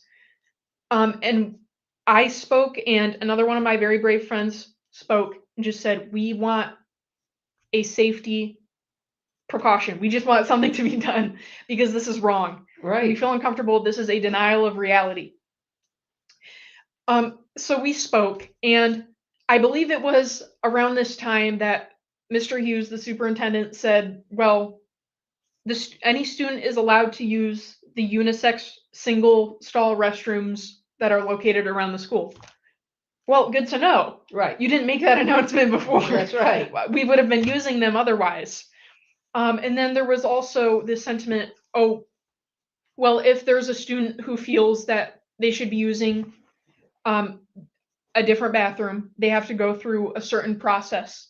And they have to be, I guess, like verified that this is truly how they feel and that they feel safest using this bathroom. Well, if you see a boy in a skirt walking into the girls' bathroom, how do you know whether they've been through this process? You don't. No, you don't. You don't. No, you don't. So that to me is just ridiculous. Mm-hmm. So it's very upsetting. And, you know, it's something as simple as gender. It's something that you've been taught when you're young. There's no confusion. Yeah, mom and dad said, I'm a girl, your brother is a boy. And so if a kid doesn't know something as simple as gender, what is reality? You know, what is there such thing as right from wrong? Is there such thing as objective truth? Mm-hmm. So this whole thing is just denial of reality.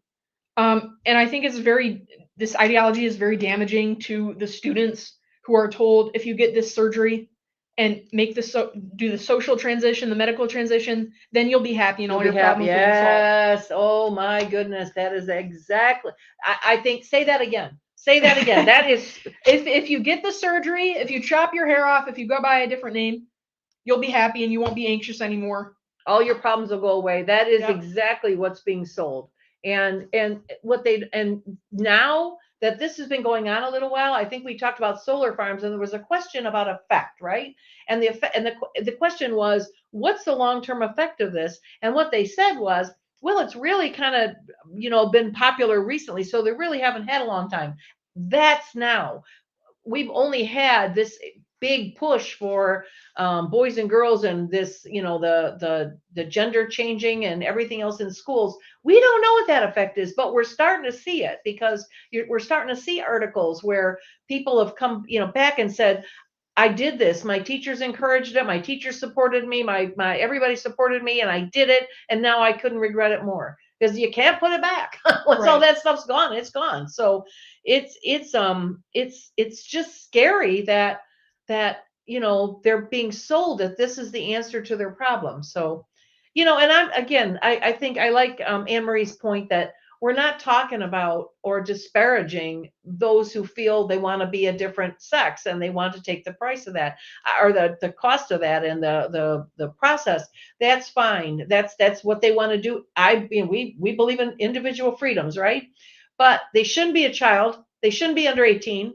They should be, if you can't vote, or even you can't get a tattoo under 18, why should you be able to do this? So it's foolish, especially when they are told, well, if you get this tattoo, all your problems are going to be better. You're going to feel all of a sudden confident in your own body. So go ahead. Also, I've been to a couple of presentations about gender dysphoria because I wanted to understand this issue better. Sure. And something interesting that I learned, I learned this at Father Gabriel Richard High School. They did a program about gender dysphoria. Gender dysphoria is the only type of dysphoria where the answer to the issue is to affirm what the patient believes. So here's an analogy. If there were someone who's anorexic and they say, I'm overweight, I need to lose weight, you wouldn't tell them, you're right, you need to lose more weight. No, you would help them to gain more body fat. That's right. Or you'd help them learn and understand what healthy is, right, versus what, right. Exactly. So why are we telling say I'm a girl, I want to be a boy. Why are these adults affirming, yeah, you should be a boy, you should do that?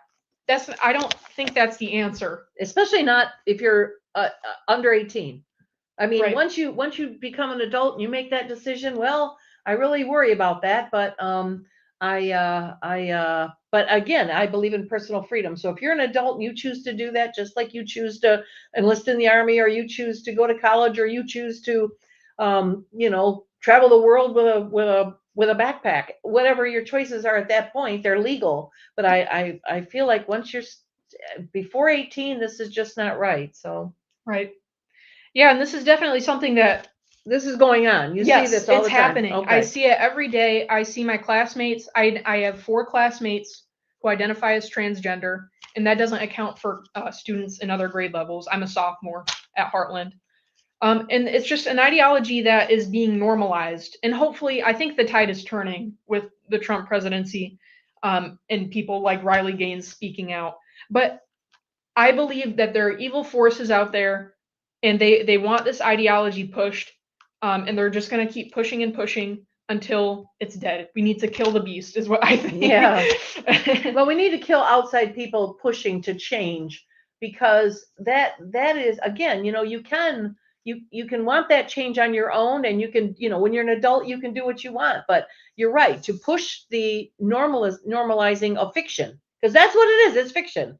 As a child, it's fiction. But, that's like saying when a child is 13 or 14, and they say they want to be an astronaut, or they want to be a rock star, or they want to be the president, or they want to be whatever. They are not allowed to do anything else from that point on.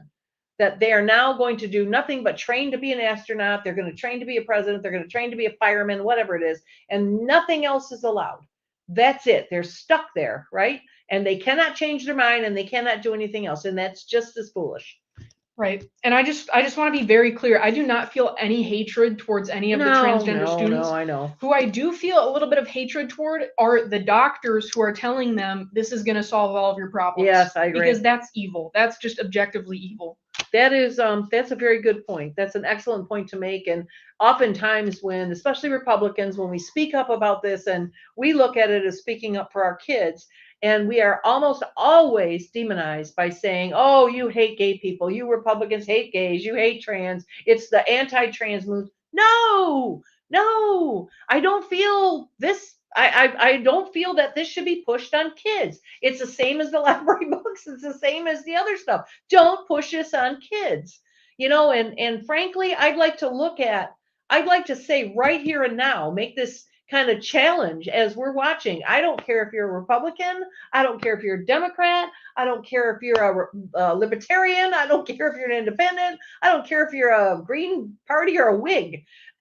Stop. Let's just leave the kids alone. Let's just all agree. Leave the kids alone. No more sexy books. No more nothing. Let's protect them. Let's go back to protecting them. We used to have this saying, it takes a village to raise a kid. And now the last thing you want is to let your kid into the village, because the village is going to put all kinds of crap into their heads that you're not, that goes against your values, or it in some cases that influences them in ways that they shouldn't be. So let's just all agree, leave the kids alone. Just let's go back to being the village that protects them, that doesn't allow boys in girls' bathrooms or girls in boys' bathrooms or anything else. Let's just do it then. So go ahead. What else you got to talk about here? You got other stuff? That's most of what I was gonna say, Okay. but I just want to invite anybody watching just to please don't be afraid to speak up, because I don't think this is going to stop until it's like completely stopped. Unfortunately, I think you're great. I think you're right. So we have Julia talking about, yes, I agree with waiting until 18 for hormone therapy. It's very harmful to the anatomy of young people. Amen to that. Yes, it is. We have Robin. Oh, what a well-spoken and literate young lady. Well, there you go. There's and I agree. I totally agree with you, Rob. How many unisex bathrooms does the high school has available to students in Heartland? That is a great question. I think there are probably fewer unisex bathrooms than there are regular bathrooms, but I think there's at least one on each floor. Okay, well, that's and frankly, I mean, to me, I'm not, I know schools. I used to be on a school board. I know what their budgets are like. I know what kind of money comes in, and if you really wanted to. I don't know. I'm not a big one for bonds. I'm Republican, so I don't go for bonds, but schools go for them all the time. But I believe that if they bonded to change the bathroom system, so instead of having 6 bathrooms of 3 stalls each, that somewhere along the school they had 18 individual with locked doors on them, that would solve the problem. And I don't know that there'd be a Republican or a Democrat that vote against that. That solves the problem. You don't need kids in other bathrooms with one another. I mean, kids, especially in that grade, I can only imagine. You were 8th grade when you saw it the first time. I remember being in 7th grade and going to gym class in the junior high. Well, they're middle school here, but I grew up in Westland, and we had junior high. And I remember I was very athletic. I loved sports. We got that. I remember our first day, we got our dumb uniforms. We had to put them on. And afterwards, we were mandated to take a shower. All of us, the whole class of girls, 30 girls or whatever it is, we all trucked into the showers. And I was absolutely horrified. I had never been naked in front of anybody before, and I didn't have anything to hide, but it was the reality of the sacredness of my own naked body, that I was super uncomfortable. And I did that for all the way in gym. That's what you did. And so and I remember that gym teacher standing there with her checkboard. She'd check you off if you didn't go to the shower. You got in trouble. So, and there was some hygienic stuff there that went along with that. But I just remember how horrified I was trying to think about having to do that with a boy in the room. That's unthinkable. I could not have. I mean, I don't know. I think at the time, something like that, my father would have come unglued and he'd have shown up at that. But now fathers can come unglued and show up and just rolls off. So when I talk about, remember back here, we were talking about this little thing right here, becoming a member. we work to get Republicans elected in school boards. So this sort of stuff stops. So when I say, please join the party, this is the kind of stuff you help support. So even if you don't want to knock on, if you do want to join and you do want to come to our meetings and our socials and things, please do. You'll love it. But even if you don't have time or you got too much going on, please join the party at whatever level you can. It helps. It helps us get people elected that stops this nonsense. So any closing remarks here? Anything that what should people do that can help? Oh, I know what I wanted to ask you. I wrote it here. When you said adults, it angers you that adults say things to the kids, the transgenders kids. Do they say that? What do they say to these kids? You said it earlier. Adults angry. You're angry at the. Oh, you don't remember? Okay. I think I might have said the doctors. No, you were talking about adults. You said it bothers that you have adults that affirm it, or you have adults. Oh, yeah. What do I mean? The adults say things. What do they say? Well, I think by allowing these kids to deny reality, I think that's wrong. Okay. So yeah, go to whatever bathroom you feel comfortable with.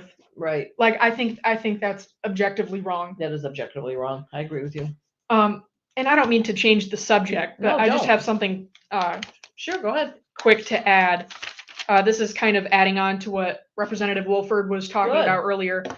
There was a very recent instance of a transgender athlete taking awards away from biological girls. So in Maine, at the state Class B track and field championships, I believe it was, I think it might have been indoor track and field, on February 7th, a transgender athlete named Katie won first place in the girls' pole vault. And a year ago, his name was John, and he won 5th place in the boys' pole vault. So that just goes to show that the whole athletics thing is still going on, along with the bathroom thing. So it's something that people need to speak out about. And I just ask that all the viewers just pray for the courage to speak out if you don't like public speaking, or you don't maybe feel comfortable putting yourself out there. Just please be courageous. That's all I ask. You do. I mean, if you've got a young lady that at this age that's speaking out against it, yes. I mean, if we can do it, so can you. So 2 things you can do. 1, start speaking out at your school board meetings. Go to those school board meetings. Tell them you don't agree. You don't want it. Second thing, right down here, join us. Help us get conservative board members elected. These things don't happen under a conservative leadership. They didn't happen. You can see President Trump trying to stop this sort of thing. I would love to see Livingston County or any other legislator drop a bill that basically says, we've got this for the sports, but I'd like to say when they're not allowed in the same bathroom. Don't know what's going on, or if that's out there somewhere, if anybody's got that. But if not, somebody, please, if you've got connection to your legislator, please ask him, drop a bill. We really need that. No more boys and girls bathrooms, that there must be a separate bathroom for anybody that considers himself transgender. And once again, and I know I sound like a broken record, but I know I'm going to catch all kinds of garbage from people saying you're just against gays and trans. No, we're not. Nope. If they can be who they want to be, that's their choice. That's not between them and their parents, really. But your choice needs to not be forced on somebody who's uncomfortable by it. And it's, when you're talking about, walking around naked with, like I said, I know I felt my own sex the first, at first, and I don't know that ever went away. I mean, 2 years of that. And I didn't I wasn't horrified like I was, but I never felt comfortable. I can only imagine if a boy was in there. Yes, there we go. Here's Tiffany. Here's Tiffany's advice to the world. Be brave like Anne Marie. Speak up. Your voice matters, and it does. So speak up at your school board meetings, and please get involved with our party with whatever you can, and we can help stop this. Okay, Anne Marie, thank you so much for coming on. I really appreciate that you were able. It's one thing to talk about this for the Trump level or from the state representative level. Those are all important things, but you got to see it on your local level. This is your neighbor, people. And this is what she feels, and she's not the only one. I imagine you've got a group of girls that feel that same way. Yes. Is that correct? So, all right. Well, thanks again. We're going to go for another quick commercial, and and then we will be back and we will wrap it up with some stuff. So. Hey,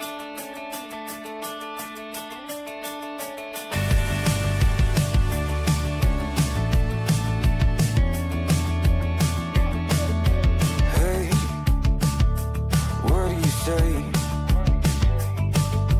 This whole town could be red by the end of the day. If you feel alright, we could throw it and drive.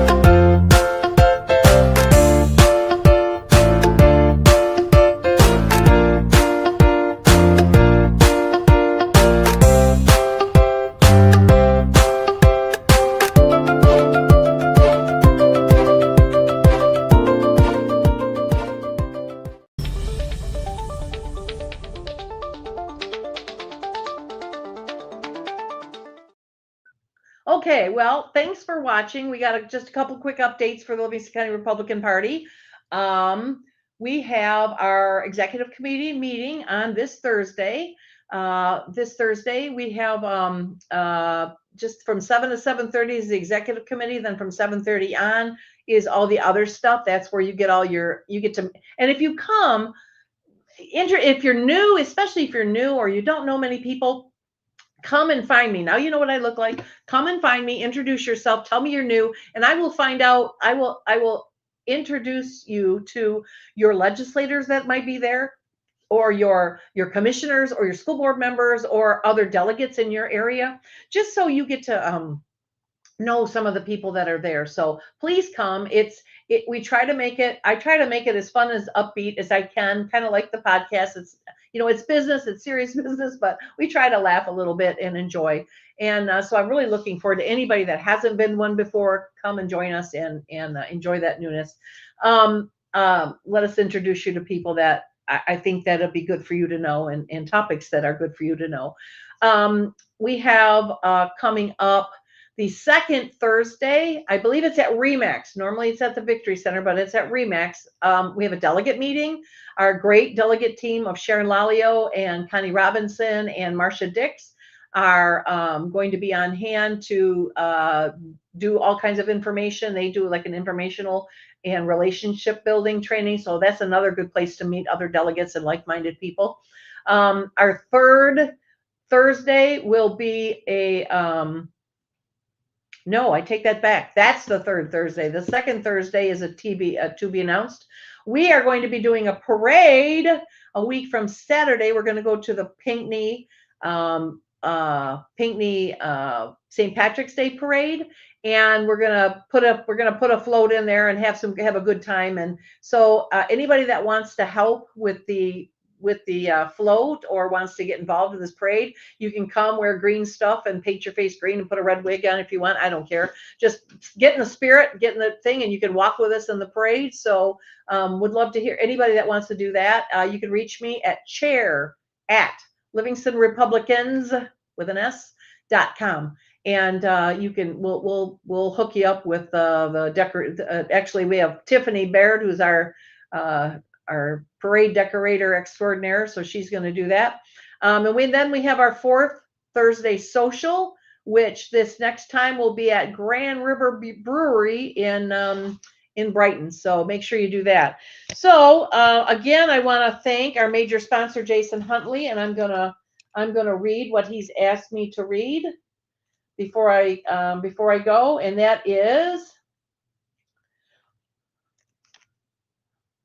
we'd like to introduce a resource to help you understand historic Christianity, the faith our country was founded on. The Exalted Christ, a website and YouTube channel, proclaims that Christ is King, was crucified, died, rose again, and that Jesus offers forgiveness to all who turns to him in humble faith. The risen King commands us to follow the truths of Scripture. If you've ever been confused by the Bible, theexaltedchrist.com has hundreds of well-researched articles to help. The Exalted Christ podcast, One Accord, features a 50-video series where 3 Christians from different backgrounds discuss key historical disagreements and dive into the Bible chapter by chapter. Visit theexaltedchrist.com. Thank you. That is from that's our major sponsor, Jason Huntley from Premier Financial Planners in Brighton. We so appreciate your support, Jason. Again, one last plug right there. That please go livingstonrepublicans.com, and just up there somewhere on top it says join. You can become a member, or another way to help is you can do commercials. Like here, we got a nice comment here about excellent commercials filled with exceptional Americans. So you can do a commercial. They're $25 an episode. You get them done twice, so that works out. That helps. Everything helps. So please get involved with us. We're looking forward to add you to all the fun. So you have a good night, and we will see you next Tuesday. But don't go too far, because it's 8:55, and guess what happens at 9 o'clock? At 9 o'clock, you have the State of the Union. So make sure you go listen to President Trump. It's probably going to be the best one we've heard in a while. Good night, all.